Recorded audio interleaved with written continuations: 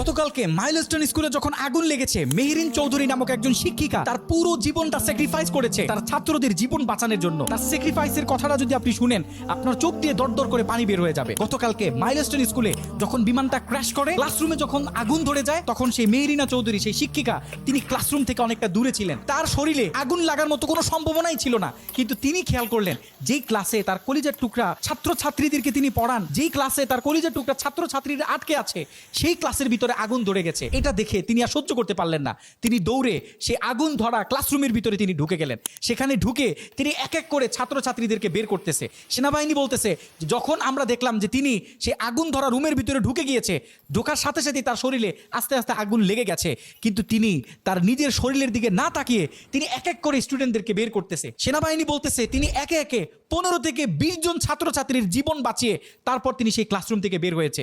যখন তিনি ক্লাসরুম থেকে বের হয়েছে, তখন তার শরীরের পুরো 100% পুড়ে গিয়েছে। তাকে যখন মেডিকেলে নেওয়া হয়, তখন ডাক্তাররা তাকে মৃত বলে ঘোষণা করে। একটু চিন্তা করেন, একজন প্রকৃত শিক্ষিকা তিনি কিন্তু মায়ের মতো হয়ে থাকে।